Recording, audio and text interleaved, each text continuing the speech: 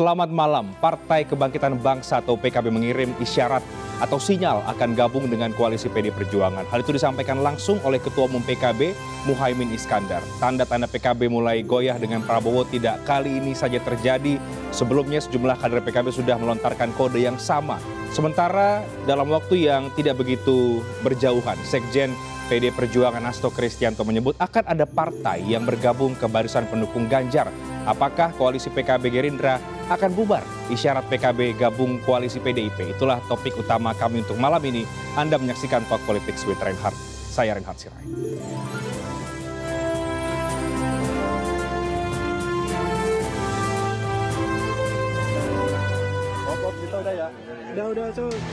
Ketua Umum PKB Muhaimin Iskandar membuka kemungkinan pindah haluan ke PDI Perjuangan jika Gerindra tak kunjung memberi kepastian soal cawapres.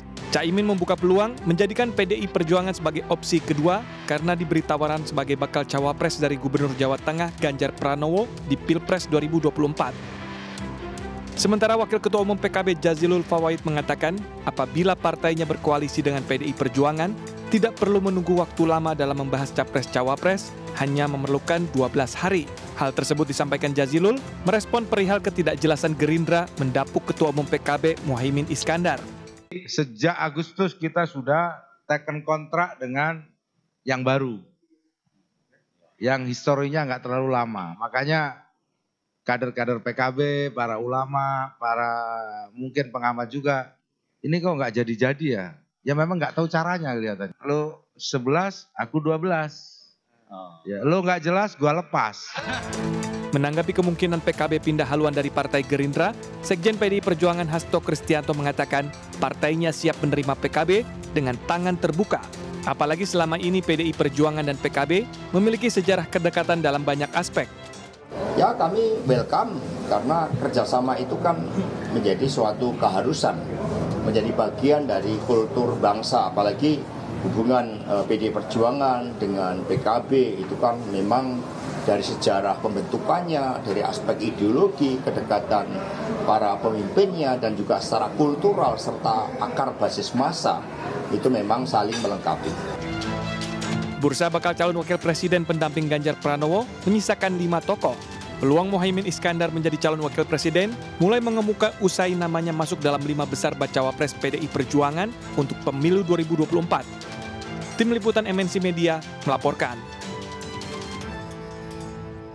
Ya, malam hari ini kita akan perjelas kemana sebetulnya arah koalisi dari PKB setelah muncul kode-kode isyarat-isyarat yang publik pasti sudah menangkap ini bukan sekali dua kali, sudah sering sekali. Dan yang terbaru yang paling pamungkas dari ketumnya sendiri Gus Muhaimin Iskandar yang menyebut bahwa akan bisa pindah ke PD Perjuangan kalau koalisi dengan Pak Prabowo Subianto belum juga jelas. Kita akan bahas bersama dengan 3 narasumber yang bergabung di studio. Ada Wakil Sekretaris Dewan Syuro DPP PKB, Kang Maman Imanul Haq. Kang Maman, apa kabar? Baik, Mas Andra. Lama tidak bertemu, sehat Mas? Kang Maman? Baik. Juga ada politisi dari PD Perjuangan, Bang Ansy Lema. Bang Ansy, apa kabar Bang Ansy? Luar biasa, selamat malam. Luar biasa. Ini sudah cerah sekali nih wajah-wajahnya Bang Ansy Lema ini. Saya juga akan sapa ada Direktur Eksekutif Carta Politika Indonesia, ada Mas Yunarto Wijaya. Mas Oto, apa kabar Mas? Kabar baik. Kabar ini baik harusnya ya? posisinya kebalik nih. Oh, posisinya harusnya gimana nih? Harusnya pengamat ada di situ yang akan berkoalisi sebelah. Oh ya, akan berkoalisi ya. Kang Maman akan berkoalisi benar dengan PD Perjuangan. Tadi Mas Oto sampaikan yang akan berkoalisi. Tanda-tandanya sudah mulai dilontarkan, sudah mulai goyah ya dengan Partai Gerindra? Enggak, politik itu dinamis. Dan 2 hal yang penting diketahui publik bahwa keinginan kita di PKB untuk menjadikan Gus Muhaimin sebagai capres atau cawapres itu adalah amanat dari Muktamar Bali, sekaligus itu adalah himmah. Jadi bukan hasratnya Muhaimin, tetapi himmah, dukungan dari seluruh publik, terutama dari PKB. Pokoknya Pak Muhaimin di 2024 ini harus ada di kertas suara, seperti itu. Nah, yang kedua, komunikasi kita dengan Gerindra sudah hampir 13 bulan, seperti itu. La yahya wa la yamut, nggak jelas la salam wa la kalam dan lain sebagainya. Itu membuat beberapa kiai, jujur aja, saya dampingi ketum ketika kemarin haji lalu ke beberapa daerah, mereka bertanya, ke arah mana ini sebenarnya? Nah, seperti itu. Akhirnya kita pernah mengatakan di DPP bahwa pokoknya Gus Muhaimin jangan ngomong, dipingit. Biarkan kita yang mendengar dari beberapa kiai-kiai, beberapa dewan suro, beberapa tokoh, dan biarkan nanti kita memutuskan. Jadi ini lagi nyari momentum. Apakah kita tetap dengan Gerindra atau kita mencari koalisi yang betul-betul bisa melakukan upaya kerja-kerja konstruktif untuk kemenangan PKB 2024 dan menempatkan Pak Muhaimin di kertas suara itu atau enggak. Nah makanya kita lagi nyari momentum. Tapi kemarin tuh Gus Muhaimin sudah ngomong loh, bahkan katanya kan dipingit itu mungkin apa karena sudah tidak sabar lagi, apa sudah ngasih ultimatum ini ke Pak Prabowo atau gimana? Nah itu, yang lucu itu justru dari PDIP-nya, dari Gerindra-nya. Jadi berkali-kali saya bilang, ini kapan nih kita udah ditanya kiai-kiai pesantren, mereka bilang tolong sabar. Tapi sabar ada batasnya. Nah, batas itulah yang hari ini nyari momentum yang terbaik. Nah, saya nggak tahu komunikasinya bagaimana, tetapi kita lihat bahwa Ketum terus berkomunikasi termasuk terakhir dengan Mbak Puan, dan sebenarnya termasuk di daerah-daerah masukan itu kita dengarkan, kita olah, dan kita akan di beberapa kesempatan nanti pasti ada jalan keluarnya. Mencari momentum ini apa? Menunggu momentum apa? Mencari momentum untuk berpindah koalisi, mencari momentum untuk bicara lagi atau apa ini, Kang Maman? Iya, momentum itu akan memberikan kepastian. Karena kita berharap tadinya bahwa dengan ada koalisi dengan koalisi Gerindra dengan PKB, kita sudah mulai itu waktu mau masuk bulan puasa, bayangan kita sudah punya posko di Menteng, lalu kita ngomong ini loh Prabowo Muhaimin bla bla bla, tapi ternyata nggak ada kepastian itu. Ketika menjelang Ramadan malah PDIP yang keren, deklarasilah Ganjar, sehingga pas Lebaran orang ngomong semua tentang Ganjar, itu momentum namanya. Kita tunggu pas haji, sekarang udah bulan Muharram, bulan tahun baru Islam, yang di saat kita bisa berkumpul ketemu kiai-kiai di haul-haul pesantren, kiai-kiai jadi nanya terus, Pak Muhaimin ini bagaimana nih kepastiannya? Nah, Pak Muhaimin bilang nanti nunggu Dewan Suro, nanti nunggu LPP dan DPP rapat dan lain sebagainya. Jadi semoga secepatnya. Semoga secepatnya. Kang Maman, tapi yang jelas kalau saya melihat beberapa pernyataan dari Partai Gerindra atau juga mungkin saya berinteraksi begitu ya, mengatakan bahwa soal cawapres itu sudah diserahkan Pak Prabowo ke Gus Muhaimin loh. Jadi tinggal Gus Muhaimin saja nih yang mau approve atau tidak, atau mau langkah apa yang mau diambil. Itu benar tidak? Komunikasi itu ada, tetapi komunikasi yang jelas diamanatkan dari Himah yang tadi ya. Himah itu adalah dorongan besar agar Pak Muhaimin jadi cawapres lah pada konteks ini. Maka tidak ada opsi apapun dengan Gerindra dengan PKB kecuali Prabowo wakil presidennya adalah Muhaimin. Kalau pada konteks itu tiba-tiba dengan dia komunikasi untuk menawarkan misalnya calon wapres yang lain, tentu saya ingin katakan kepada ketum saya sendiri bahwa kiai-kiai akan menolak bila opsinya itu. Opsinya hanya satu. Sepertinya kalimat itu yang perlu kita highlight ya Mas Oto ya. Menawarkan nama cawapres yang lain. Iya, saya ke Bang Ansy Lema. Bang Ansy, ada jawaban dari Mas Hasto tadi juga ya, menyambut baik dan juga ada kode bahwa ada partai yang lain yang bergabung. Saya yakin tentu PD Perjuangan kalau kemudian PKB bergabung sangat menyambut baik. Tapi ada tanggapan tidak Bang Ansy dari dinamika yang terjadi di PKB dengan Gerindra dan bahwa ada kemungkinan akan bergabung dengan PD Perjuangan? Yang pertama tentu PDI Perjuangan itu menghormati sepenuhnya kedaulatan PKB. Hari ini kan PKB masih berada dalam satu poros bersama Partai Gerindra. Dengan demikian kami ya terus terang ya menghormati hal ini. Sementara kalau bicara PKB, bagi PDI Perjuangan, PKB ini adalah saudara. Saudara dalam menjaga Pancasila dan terus menjaga NKRI ini. PDI Perjuangan sebagai rumah besar kaum nasionalis dan PKB yang merepresentasikan Islam tradisional, toleran, moderat, ya, kultural yang kuat. Ini sebenarnya kalau ada bersama, ini akan sangat indah bagi Indonesia ini. Seperti kata Pak Sekjen Hasto Kristianto tadi, prinsipnya PDI Perjuangan itu adalah welcome. Terbuka untuk berkomunikasi, dan kalau kita lihat beberapa waktu belakangan ini, komunikasi antara PDI Perjuangan dan Partai Kebangkitan Bangsa itu cukup intens dilakukan. Selain tanggal 27 Juli 2023 kemarin, ada pertemuan antara Ketua Umum PKB, Pak Muhaimin Iskandar, dan Ketua DPP kami, Mbak Puan, tetapi juga di tingkat fraksi di DPR RI itu ada pertemuan antara fraksi PKB dan juga fraksi PDI Perjuangan. Dan sangat cair sekali begitu. Jadi tidak ada hambatan, karena kita tahu bahwa kalau kita telusuri secara ideologis maupun juga historis, kedekatan tokoh-tokoh PKB yang merepresentasikan Islam kultural dan tradisional ini dengan kelompok nasionalis yang umumnya adalah PDI Perjuangan, ini sebenarnya baik saja begitu. Jadi PDI Perjuangan itu sepenuhnya menyadari bahwa urus Republik ini dengan kompleksitas persoalan yang tidak kecil, tidak sedikit, ini membutuhkan kebersamaan, sinergi, butuh gotong royong. Karena itu PDI Perjuangan pasti bersikap inklusif, terbuka. Tetapi kan ini kan harus didahului oleh pendekatan, oleh komunikasi, frekuensinya kira-kira seperti apa, dan seterusnya. Jadi kalau ditanya apakah PDI akan membangun komunikasi, bahkan kemudian apakah kalau misalnya PKB mau bergabung dengan poros PDI Perjuangan, kami terbuka. Dan itu sepenuhnya kembali ke Partai Kebangkitan Bangsa. Bahkan PDI Perjuangan sendiri juga yang menghampiri rumahnya Gus Muhaimin. Artinya kan memang ada keinginan ya untuk mengajak PKB bersama dengan barisan kerjasama politiknya PDI Perjuangan. Iya, sebenarnya secara personal pun Gus Muhaimin itu kan punya hubungan yang baik dengan Mbak Puan. Sebagai Ketua DPR dan sebagai Wakil Ketua DPR. Komunikasi ini berjalan baik begitu. Dan saya kira ada hal-hal yang memang prinsipil yang menjadi tantangan bagi bangsa ini yang memang membutuhkan ya kedekatan antara kelompok Islam tradisional ini dengan kelompok nasionalis. Dan ini direpresentasikan antara lain oleh Partai Kebangkitan Bangsa. Tetapi kalau ditanya soal menyangkut poros kerjasama yang akan dibangun oleh PDI Perjuangan, kami tidak munafik. Tentu orientasi yang pertama itu adalah kami ingin menang pemilu. Dengan demikian pertimbangan untuk meningkatkan aspek elektoral ini menjadi hal yang paling penting. Jadi ini kita bicara soal politik angka. Tetapi politik angka saja tidak cukup. Kita juga pasti akan memeriksa soal track record, soal rekam jejak, soal kesamaan visi dan orientasi. Ya, ini kita bicara pada aspek politik nilai. Dan bagi kami PKB sebenarnya kalau kita telusuri sejarahnya dengan PDI Perjuangan ini sudah cukup panjang, kira-kira seperti itu. Oke. Saya ke Mas Toto, tadi Mas Toto di awal sudah bahasanya sekarang men-spill ya, bahwa akan berkoalisi kedua partai ini. Ini pencermatan Mas Toto ini dari apa? Dari statement-statementnya Gus Muhaimin kah, atau dari ketidakjelasan koalisi PKB dengan Gerindra yang sampai sekarang belum juga diputuskan cawapresnya Pak Prabowo itu siapa, atau bagaimana, Mas?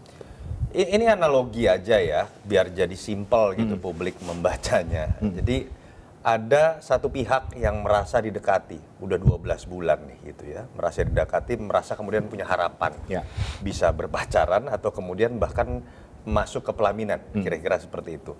Tapi tiba-tiba setelah 12 bulan menunggu dan ditanya, nasib saya ini gimana sih sebenarnya? Oh, Anda teman baik saya gitu kan. Ternyata hanya dianggap teman baik gitu kan. Kalau hanya dianggap teman baik, ngapain 12 bulan terikat? Lalu kemudian orang yang tadi yang merasa punya harapan ini merasa kemudian, loh kalau teman baik saya udah punya di sebelah ini. Nah, teman baik yang satunya lagi itu namanya PDI Perjuangan lah, kira-kira seperti itu. Itu yang dijelaskan oleh Hansi Lema tadi gitu, terkait dengan kesamaan historis bukan dari sisi kultural saja ya, tapi dalam konteks secara elektoral juga sudah terbukti bersama-sama. Ada hal yang sudah nyambung dari dulu gitu. Kemudian pertanyaannya adalah pihak baru yang merasa teman baik ini apa insentif yang mau diberikan gitu kan. Saya juga masih meragukan Anda. Sorry ya kalau kita bicara pertarungan 2 pemilu terakhir kan bisa diuji.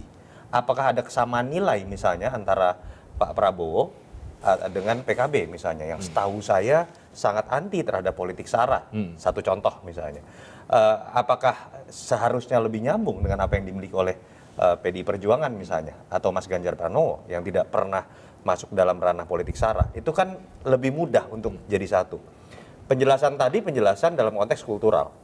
Kalau saya bicara secara elektoral pun, kita baca survei-survei dapil, PDI Perjuangan dan PKB itu kalau berkoalisi paling mudah tuh bagi suara, kira-kira seperti itu. Mereka terutama di Jawa Tengah dan Jawa Timur, itu udah semacam seperti ada pembagian wilayah secara alamiah. Tidak terjadi proses kanibalisme. Kalau antara Gerindra dengan PKB, masih ada hal yang bisa dipertanyakan. Ada potensi kanibalisme yang bisa terjadi di situ di antara kedua partai. Jadi menurut saya sudah bisa dirumuskan dengan jelas kalau buat PKB awalnya malu-malu menyatakan dengan statement yang agak malu-malu. Belakangan nih menurut saya Gus Jazil, Kang Saiful Huda, Kang Maman udah pada satu statement yang sama. Kalau nggak jadi cawapres, kita mungkin keluar Mungkin loh Kang Maman, saya nggak mau memastikan gitu ya. Tinggal kenapa? Karena bergabung dengan PDI Perjuangan sejarahnya sudah lebih jelas, nyekrupnya sudah lebih gampang. Tinggal nanti masuk pada pertanyaan berikut, kalau bergabung dengan PDI Perjuangan, apakah prasyarat yang diberlakukan kepada Prabowo akan diberlakukan sama juga atau tidak? Disitulah kita akan melihat gray area yang juga harus dijawab oleh teman-teman PDI Perjuangan. Oke, tapi kalau menurut Anda apa yang membuat kemudian antara PKB dan Gerindra ini tidak juga jelas apakah nama Gus Muhaimin yang kemudian tidak diterima oleh Pak Prabowo sebagai cawapres kah atau faktor apa? Karena kayak sepertinya soal cawapres itu kan yang kemudian menjadi hambatan ya. Kalau buat Caimin jelas ya, sudah 12 bulan didekati tidak ada kepastian. Bahkan jangan-jangan dianggap pacar aja enggak gitu kan, hanya teman baik ya misalnya. Dalam konteks Pak Prabowo ini menarik. Dalam beberapa bulan terakhir ada perbedaan yang tadinya itu menjadi beban PDI Perjuangan di level persepsi, sekarang kemudian malah jadi beban Pak Prabowo. Apa itu?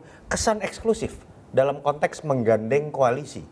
Dulu PDI Perjuangan yang dianggap nih angkuh, arogan eksklusif. Gitu ya. Sekarang kalau kita lihat kelincahan Mbak Puan itu kan menunjukkan wajah baru yang ditunjukkan oleh PDI Perjuangan. Saya sangat terbuka.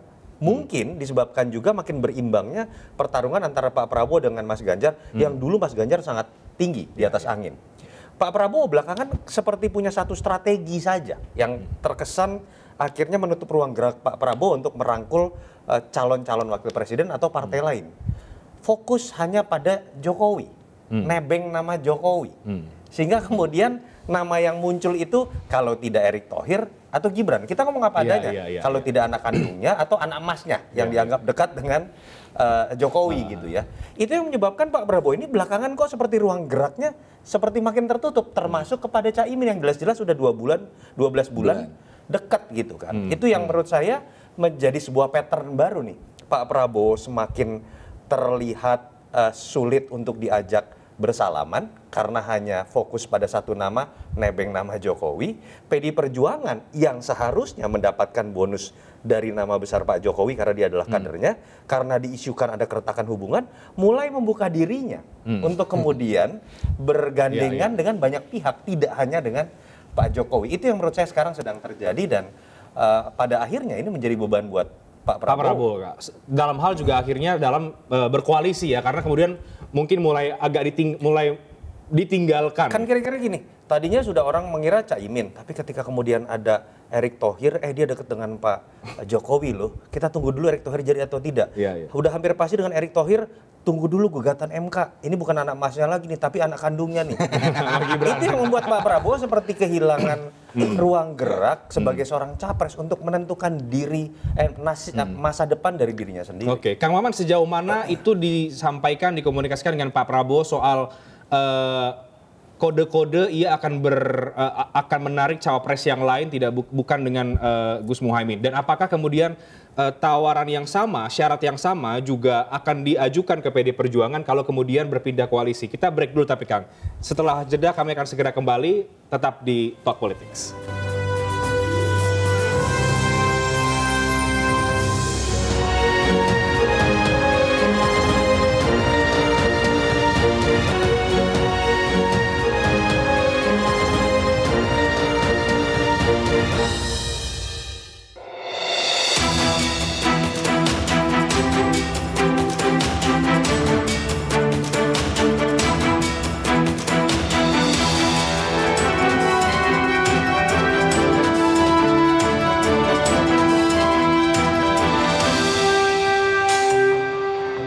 Ya, tadi kita bicara soal PDI Perjuangan yang kemudian partai yang inklusif ya, tidak seperti yang tadi banyak dipersepsikan.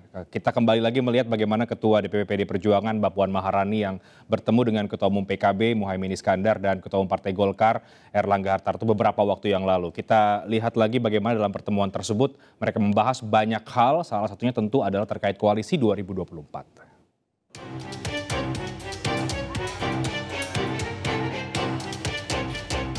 Puan Maharani bertemu dengan Ketua Umum Partai Kebangkitan Bangsa, Muhaimin Iskandar. Pertemuan Puan dengan Muhaimin digelar secara tertutup. Usai pertemuan, Caimin pun tak menampik adanya pembahasan tentang 2024. Menurut Caimin, politik saat ini masih cair karena pendaftaran Pilpres masih sekitar 2 bulan.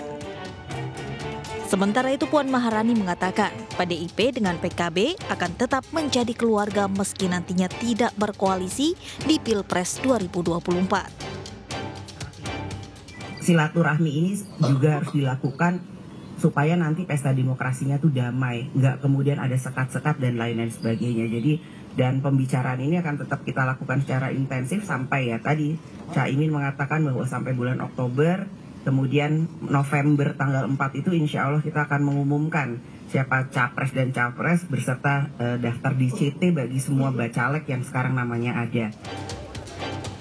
Usai bertemu Caimin, Puan Maharani kemudian bertemu dengan Ketua Umum Partai Golkar, Airlangga Hartarto. Pertemuan digelar di kediaman Airlangga di kawasan Kebayoran Baru, Jakarta. Usai pertemuan, Ketua Umum Partai Golkar Airlangga menyatakan dalam pertemuan tersebut membahas mengenai Indonesia ke depan. Terlebih saat ini Golkar masuk dalam kabinet yang Presiden pimpin. Telah bersama-sama di pemerintahan Pak Joko Widodo dan Ma'ruf Amin, dan dengan Ibu Puan saya sama-sama di parlemen, sama-sama di kabinet, dan tentunya sudah saling mengetahui dan selama ini juga hubungan antara pemerintah melalui saya dan Ibu Puan selaku Ketua DPR sangat baik.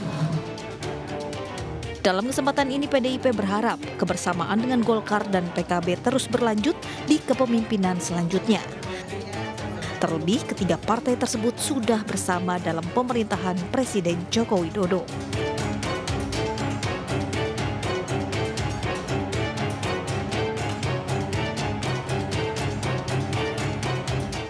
Ya, sebelum saya ke Kang Maman, saya mau ke Bang Ansy Lema dulu. Bang Ansy, memang kita sudah melihat ada upaya dari PD Perjuangan untuk menjemput bola ya. Mungkin juga untuk membantah persepsi yang tadi disampaikan juga oleh Mas Toto soal arogan dan lain sebagainya, itu persepsi. Tapi kemudian sekarang kita lihat PD Perjuangan lebih terbuka. Tapi sampai hari ini kita belum juga melihat bahwa ada partai yang kemudian memang secara resmi menyatakan diri untuk bergabung. Meskipun upaya untuk membuka komunikasi itu terus dilakukan, Bang Ansy. Apa yang terjadi? Ya, kalau kita lihat tadi dari video yang ditampilkan ya, pertemuan Mbak Puan bersama Caimin, terus kemudian Pak Airlangga sebenarnya ingin menegaskan bahwa kontestasi menuju eleksi ini tidak boleh kemudian memutuskan komunikasi. Dan komunikasi ini kan adalah tahapan awal untuk menjajaki kerjasama dalam suatu poros. Kami ketika berbicara tentang kerjasama, ya kerjasama ini harus dibangun dengan landasan yang solid, kokoh, dan kuat gitu loh. Sehingga kemudian tidak menjadi sebuah kerjasama yang rapuh. Itulah kemudian kenapa PDI Perjuangan tampil terbuka, lebih inklusif. Dan dalam setiap komunikasi politik, Mbak Puan ataupun juga Mas Hasto selalu mengatakan bahwa Republik ini memang harus diurus secara bersama-sama dan dengan semangat kegotong royongan. Ini bukan sekedar lip service. Kami sepenuhnya menyadari hal itu. Jadi apa yang sekarang dialami oleh Partai Kebangkitan Bangsa dengan dalam tanda petik ya, dengan poros koalisi yang ada bersama Pak Prabowo dan sebagainya, itu tidak kemudian membuat kami ada batas untuk melakukan komunikasi begitu. Karena seperti kata Kiai Maman tadi bahwa memang dinamis pada prinsipnya proses politik ini. Karena bagaimanapun juga hari ini masih sangat cair.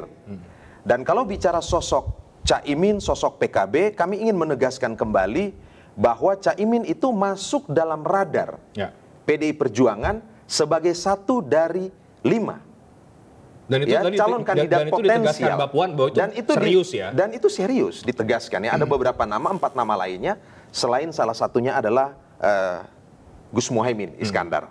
Jadi kami terus akan membangun komunikasi dengan PKB ini ya, terus terbuka, tetapi tetap dengan prinsip menghargai kedaulatan, ya, otonomi Partai Kebangkitan Bangsa yang hari ini masih bersama dengan Partai Gerindra. Oke, saya ke Kang Maman. Kang, ketika kemudian muncul Pak Prabowo dengan sejumlah isu dan nama-nama lain, Pak Erick Thohir dan juga Mas Gibran tadi disampaikan juga oleh Mas Toto, sejauh mana itu kemudian direspon dan dikomunikasikan antar elit kedua partai tentang dua nama yang muncul itu justru yang menyampingkan nama ketua umum Anda.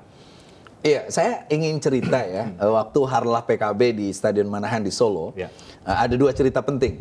Yang pertama, saya yang dampingi para kiai di satu hotel di Solo, kiai-kiai dari Lirboyo, dari Ploso, dari Jawa Barat, Jawa Tengah, semua bertanya, ini sampai sejauh mana sih antara Prabowo Muhaimin? Kita harus ada kepastian. Jadi saya bilang, itu yang saya katakan, bahwa Pak Muhaimin itu bukan ambisi pribadi untuk jadi cawapres pada konteks ini betul-betul jadi himmah, didorong oleh para kiai, dan ini menjadi sebuah tanggung jawab. Nah yang kedua, waktu pas Pak Presiden datang ke stadion, saya mendampingi ketum Pak Muhaimin, lalu ketika turun dari mobil saya udah bilang, Pak, ini Prabowo Muhaimin udah cocok, kata Presiden, cocok, kiai. Nah, saya ulang. Di dalam itu sudah ada Erlangga, sudah ada Zulkifli Hasan, udah ada Mbak Puan, di sini ada Prabowo, ada Pak Muhaimin. Saya bilang, Pak, ini udah cocok ya, Pak? Saya bilang tadi cocok kok, tinggal penghulunya. Itu kata Pak Jokowi. Pak Jokowi. Okay. Nah, setelah itu Gus Kausar bilang, ada Gus Kausar. Ya udah penghulunya jenengan. Tapi suaranya agak terlalu lirih, Pak. Nah, saya ingin mengatakan bahwa bagi PKB, nama Muhaimin untuk menjadi cawapres Prabowo pada konteks ini, karena komunikasinya lama, itu sudah harga mati. Sehingga kalau itu tiba-tiba memunculkan nama lain, ya kita harus pikirkan ulang untuk lalu check out. Seperti itu. Nah, kalau kita check out, tentu kita bikin strategi baru. Pilihan-pilihannya itu. Apakah nanti misalnya dengan PDIP dan lain sebagainya, prasyarat yang kita pakai sama dengan Gerindra sama PKB? tidak? Nah itu tadi, kita harus ada pembicaraan baru di tingkat ini, bahwa kita rapatnya agak beda dengan partai yang lain. PKB itu kalau rapat jam 6 pagi. Biasanya orang malam. Habis subuh nih ya. Iya, jadi habis subuh. Habis subuh. Bang Lema bayangkan habis subuh kita harus sudah datang ke kantor, lalu sarapan dan sebagainya. Seperti itu.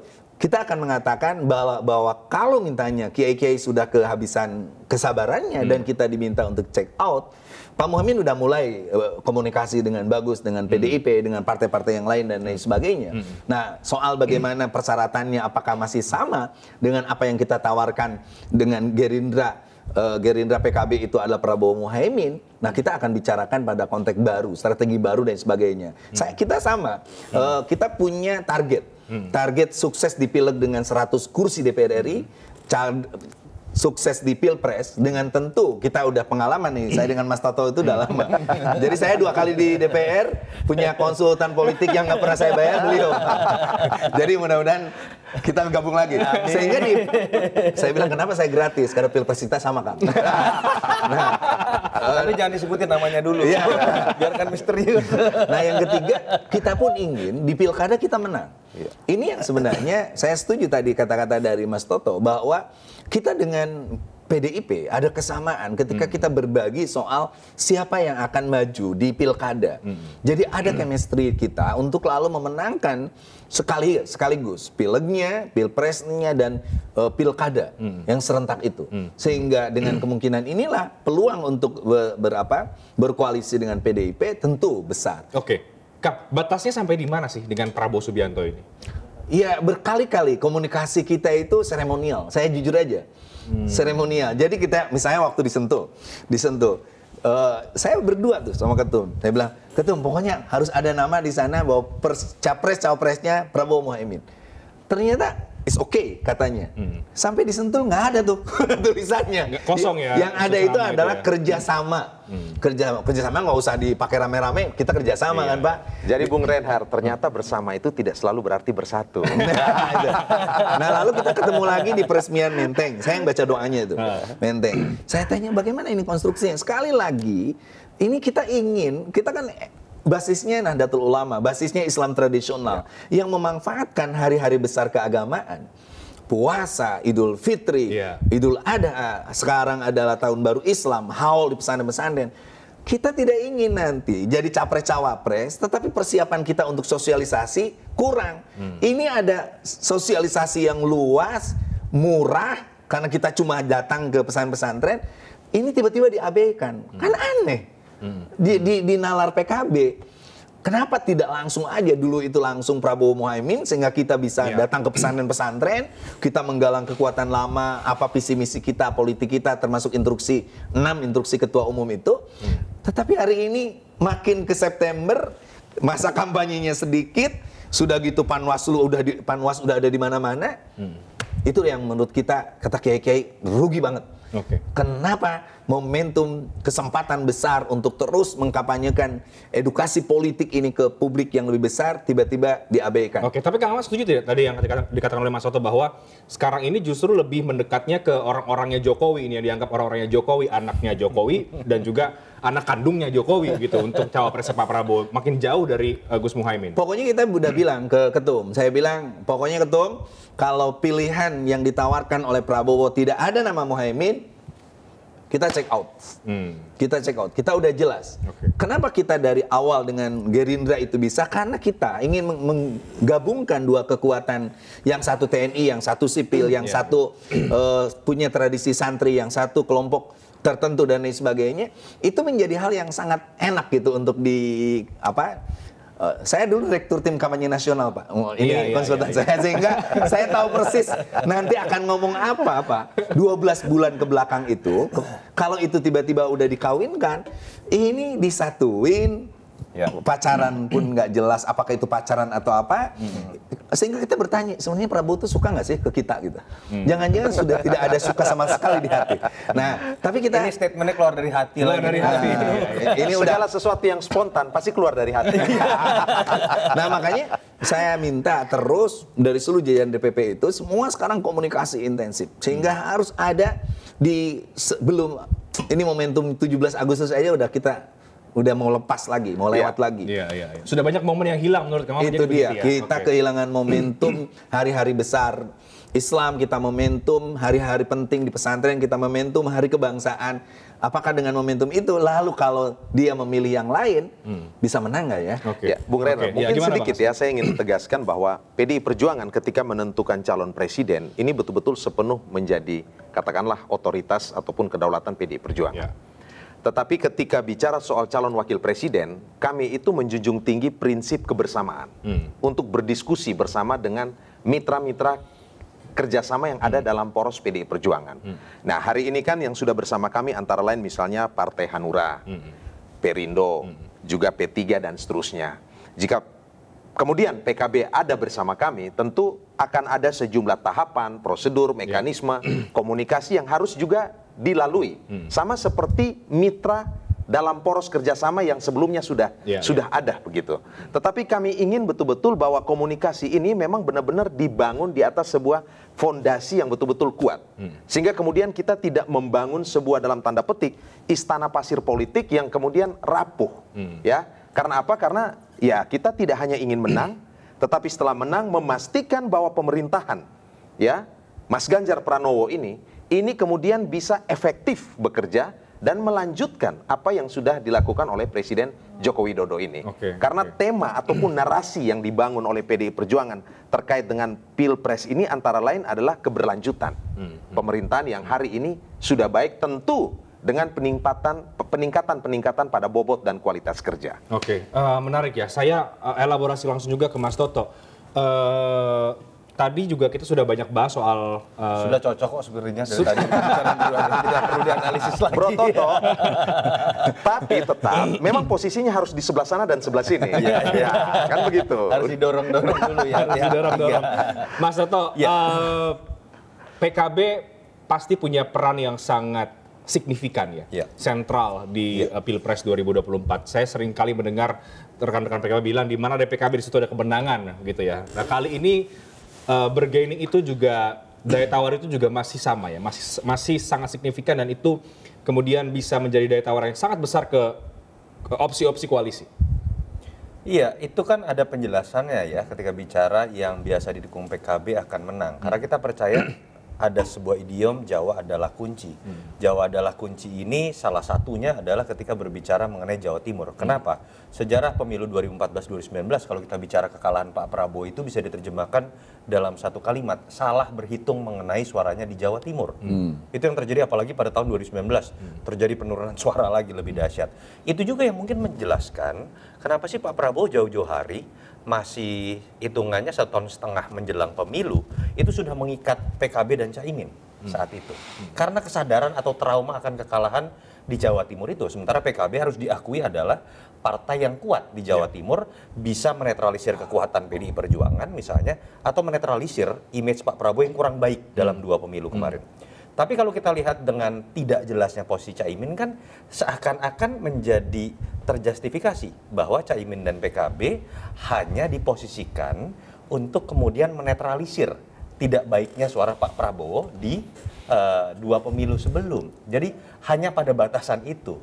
Sementara ketika berbicara mengenai kepentingan PKB dengan target suara yang harus meningkat, dengan ingin ikut dalam kemenangan Pilpres melalui kadernya sendiri atau ketumnya sendiri, ya harusnya saya udah diikat jauh-jauh hari, insentifnya apa? Itu satu hal yang jelas bisa dianggap sebagai simbiosis mutualisme. Saya pikir itu yang sekarang sedang terjadi ya. Jadi harus diakui PKB ini harganya mahal dalam konteks pertarungan, baik dalam konteks Prabowo atau bicara Ganjar atau bicara Anies. Misalnya, kalau bicara Pak Prabowo tadi menutupi trauma kekalahan dalam 2 pemilu sebelum. Mas Anies jelas angkanya sangat rendah di Jawa Tengah dan Jawa Timur. Dan dengan masuknya tokoh PKB atau bergabungnya koalisi PKB, itu bisa menambah suara atau menutupi kelemahan Anies. Untuk Mas Ganjar, beda lagi nih ceritanya. Menyolidkan kekuatan yang sudah ada gitu kira-kira. Sehingga kemudian minimal ketika Jawa Tengah dan Jawa Timur dikuasai oleh Ganjar dengan basis kekuatan PDI Perjuangan dan PKB, setengah dari pertarungan itu sudah selesai, bisa dikatakan seperti itu. Itu yang menurut saya menyebabkan nggak mengherankan kalau PKB kemudian harus pasang harga mahal dan kemudian berhitung ulang terhadap sesuatu yang mungkin mereka anggap kok tidak dihargai sebagaimana mestinya. Oke, paling tidak saya merangkum ada 3 mungkin. PKB bersama dengan Prabowo, PKB pindah dengan PDI Perjuangan, atau PKB membuat poros sendiri. Ya. Poin nomor 3 ini menurut Mas Toto mungkin atau tidak dilakukan oleh PKB dengan daya tawar yang cukup besar dan signifikan itu tadi. Tapi kita bahas di segmen berikutnya. Kami jeda terlebih dahulu, kami akan segera kembali.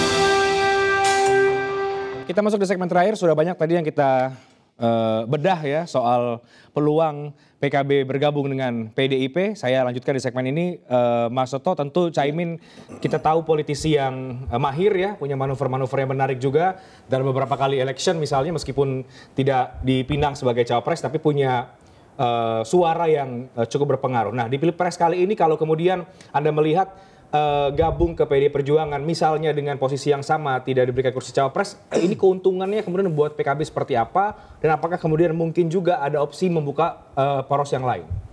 Ya, saya pikir kan pertama belum tertutup ya peluang dari Caimin bahkan menjadi cawapres dari Ganjar, karena itu sudah ditegaskan di depan Caimin sendiri oleh Mbak Puan masuk dalam 5 besar itu. Tapi kalau mau berandai-andai pun tadi ketika berbicara mengenai apa sih kesamaan yang sudah dimiliki oleh PKB dengan PDI Perjuangan dibandingkan dengan apa sih kesamaan yang sudah dimiliki oleh Gerindra dengan PKB, misalnya jelas ada sejarah yang bisa dijelaskan baik secara kultural, historis ataupun secara elektoral. Jadi bisa dikatakan kalau basisnya berdasarkan survei, andai kata pun tidak sama-sama tidak menawarkan kursi cawapres, tentu saja akan lebih menguntungkan dalam konteks pileg berkoalisi dengan PDI Perjuangan. Faktanya seperti itu. Dan saya pikir ada psikologis yang berbeda juga gitu ya. Saya meyakini juga PDI Perjuangan tidak bisa sedemikian mudah juga. Misalnya langsung mengatakan, oke, sudah pasti dapat cawapres. Karena di situ kan ada partai-partai lain juga misalnya kan. Berbeda dengan apa yang dirasakan secara psikologis. Kenapa sih PKB harus ngotot mendapatkan jawaban dari Prabowo? Kan nanti akan ada partai-partai lain, kita tunggu saja yang lain-lain gitu kan. Loh, sudah 12 bulan didekati. Makanya tadi saya jelaskan dengan analogi mengenai pendekatan seorang, saya nggak tahu laki-laki kepada perempuan gitu ya. Sudah 12 bulan, menjadi lumrah dong. Saya kok digantung terus. Ternyata jawabannya, kita kan cuma teman baik loh. Ternyata pacaran pun enggak, kira-kira seperti itu kan. Itu yang menurut saya membedakan ya secara psikologis gitu antara apa yang mungkin nanti juga akan menjadi diskusi dengan PDI Perjuangan atau yang sekarang dituntut dengan PKB gitu. Dan itu tadi saya nggak tahu ya Kang Maman berani terbuka atau tidak gitu kan. Terasa lebih aneh lagi ketika yang muncul sosok yang baru, Gibran Rakabuming kah, Erick Thohir kah, yang dua nama itu lebih dulu disebut.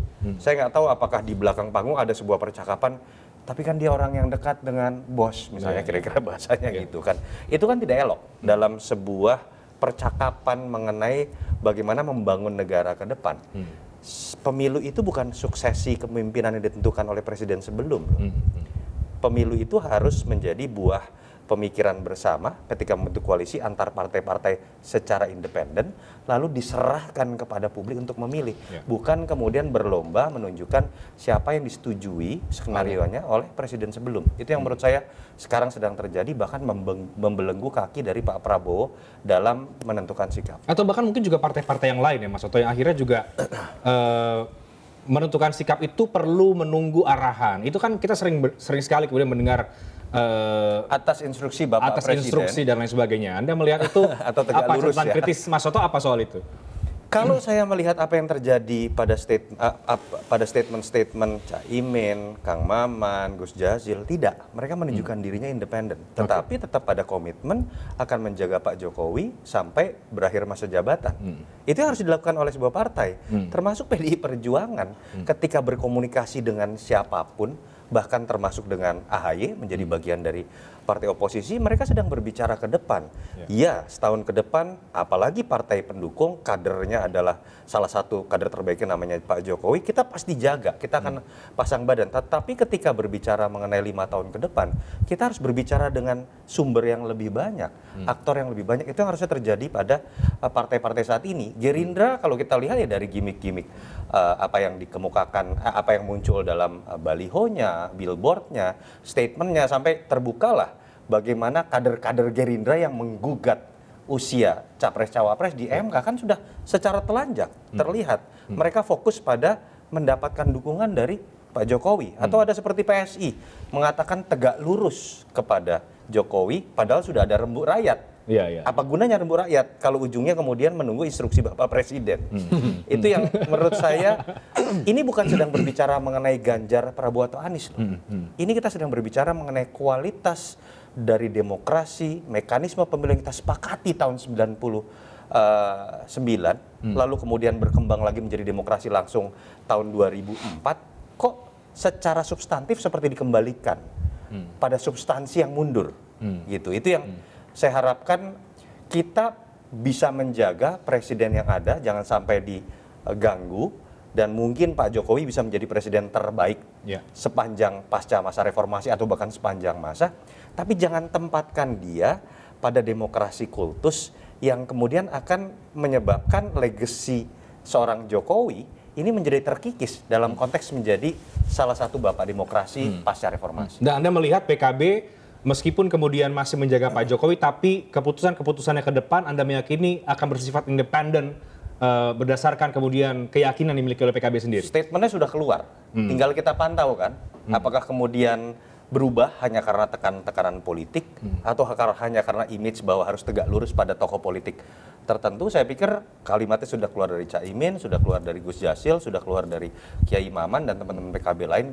Saya pikir konstituen PKB yang akan menjaga itu. Oke, Kang Maman, apakah berani kemudian keluar dari pengkultusan Pak Jokowi tadi itu, tapi juga di saat yang sama masih bisa menjaga, tapi bersikap independen untuk apapun keputusan yang akan diambil PKB ke depan? Justru kita yakin Jokowi akan menjaga situasi demokrasi ini dan tidak muncul demokrasi kultus, di mana orang tiba-tiba hanya karena omongan Rocky Gerung, demo, lemparin itu tidak pernah. Kita berinteraksi, Mas Toto, saya berinteraksi langsung dengan Jokowi, dan saya yakin Jokowi menjaga alam demokrasi ini dan meyakini potensi-potensi partai seperti kenapa PKB menjadi penting misalnya karena kita adalah partai yang punya kemenangan di Jawa Timur dan basis NU, sehingga siapapun yang ingin menang di Pilpres mau tidak mau harus ngambil Jawa Timur, ngambil NU dan lain sebagainya.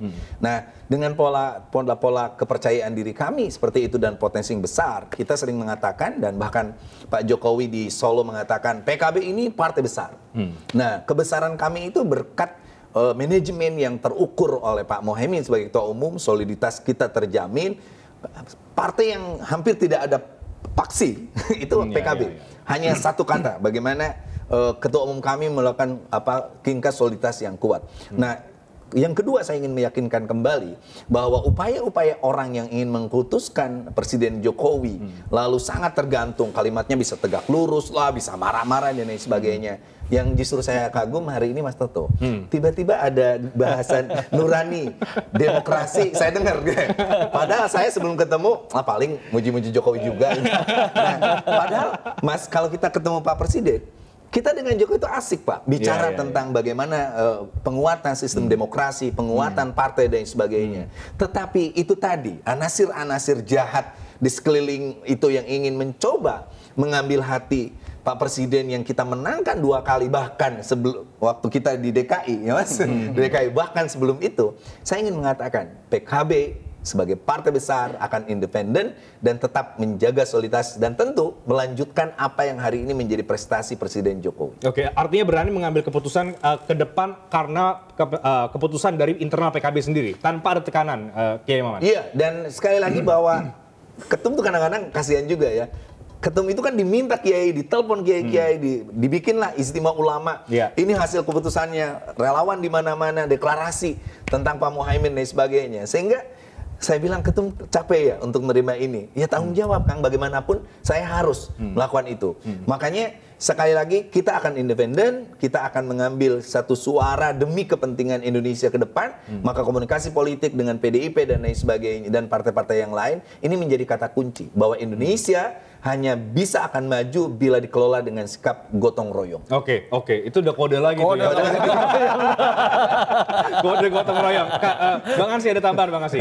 Jadi gotong royong dan amar ma'ruf nahi mungkar. Nah, itu kira-kira Bung Rehman. Tapi soal Presiden Joko Widodo, saya ingin menegaskan bahwa Presiden Joko Widodo itu adalah kader PDI Perjuangan dan masih dalam rumah besar kaum nasionalis PDI Perjuangan. Dan Ibu Megawati Soekarno Putri ketika berbicara menyangkut calon presiden atau wakil presiden bursa yang ada, tentu selalu berkomunikasi dan berdialog dengan Presiden Joko Widodo. Dan sampai hari ini PDI Perjuangan meyakini bahwa Presiden Joko Widodo itu akan selalu bersama PDI Perjuangan. Ya, 7 kemenangan, mulai dari Solo 2 kali, 1 kali di Jakarta, kemudian 2 kali Pilpres, bahkan Mas Bobi dan Mas Gibran, itu selalu Presiden Joko Widodo dan PDI Perjuangan. Jadi kami melihat bahwa memang ini adalah dinamika politik, namun politik Indonesia ini adalah politik yang selalu membaca tanda-tanda, ya, penuh dengan simbol-simbol. Jadi simbolism country, sehingga kemudian gesture, ya, kemudian body language, ya, para calon presiden ataupun juga presiden itu selalu dibaca oleh masyarakat. Tetapi kami yakin firm Presiden Joko Widodo itu selalu akan terus bersama PDI Perjuangan. Yang kedua, saya kira juga yang perlu kami sampaikan kepada mitra kerjasama kami dalam poros PDI Perjuangan. Soal calon presiden itu adalah prerogatif Ibu Ketua Umum PDI Perjuangan. Karena apa? Karena itu adalah mandat Kongres. Tetapi ketika bicara soal calon wakil presiden, tentu PDI Perjuangan pun memiliki kalkulasi, memiliki pertimbangan-pertimbangan sendiri. Tetapi dalam mitra kerjasama ini, dengan semangat inklusivisme, semangat kegotong royongan, tentu kami akan berdiskusi dengan mitra-mitra partai politik yang sudah bersama kami. Jika nanti, ya, PKB kemudian berada satu poros dengan PDI Perjuangan, tentu ini akan menjadi pokok bahasan kami secara bersama. Ya, jadi tidak hanya akan menjadi monopoli PDI Perjuangan dalam penentuan ini. Dan saya kira ini adalah suatu proses politik yang sangat fair begitu. Bahwa ketika kita bicara spirit keterbukaan, bicara kerjasama dengan semangat gotong royong, maka kemudian kebersamaan ini harus kita tunjukkan antara lain dalam mengisi posisi calon wakil presiden. Tetapi indikator utama ketika kita bicara soal capres dan cawapres ini, ada beberapa hal, setidaknya 3 hal yang harus bisa kita wujudkan. Yang pertama, capres dan cawapres ini harus betul-betul menjadi duit tunggal yang solid. Soliditas ini, ya, mulai daripada level ideologi, paradigma sampai kepada level aksi implementasi. Yang kedua, capres dan cawapres ini harus punya dampak elektoral yang bisa menambah potensi kemenangan Mas Ganjar Pranowo. Dan yang ketiga, capres dan cawapres ini harus betul-betul bisa bekerja secara efektif, melanjutkan kerja-kerja hebat yang sudah dilakukan oleh Presiden Joko Widodo yang adalah kader PDI Perjuangan. Jadi politik ini kan sederhana. How to get power, kami ingin menang dulu dengan angka yang fantastis begitu. Ini soal politik angka. Tetapi setelah mendapatkan kekuasaan, how to use power. Inilah aspek kesinambungannya. Dan dalam konteks ini kita butuh integritas, kita butuh kapasitas. Di sini kita perlu elektabilitas. Kira-kira begitu. Jadi Anda mau mengatakan bahwa apapun dinamika sekarang dan sadansinya Pak Jokowi ujung-ujungnya tetap ada di dalam rumah besar PD Perjuangan mendukung capres yang diusung oleh PD Perjuangan. Pak Jokowi tahu persis ya bahwa 7 kemenangan itu selalu bersama PDI Perjuangan. Dan beliau adalah kader PDI Perjuangan. Oke. Jadi kita tinggal menunggu kira-kira Mas Soto kapan kemudian ini akan mempublikasikan kerjasama ya baru atau bagaimana Mas Soto? Masih 4 bulan. 25 November itu masih lama. Tinggal menunggu check out-nya ya Pak Kiai. Gimana nih? Check on check in. Terima kasih waktunya Mas Tato. Kiai Maman terima kasih banyak Bang Ansi Lema. Kita akan lihat seperti apa kemudian pilihan yang akan diambil oleh Gus Muhaimin dan juga PKB, apakah akan bertahan bersama dengan koalisi Pak Prabowo Subianto atau kemudian mulai beralih pindah hati ke koalisinya PD Perjuangan bersama dengan Pak Ganjar Pranowo. Demikian Talk Politik with Reinhard pada malam hari ini. Saya pamit, terima kasih, sampai jumpa.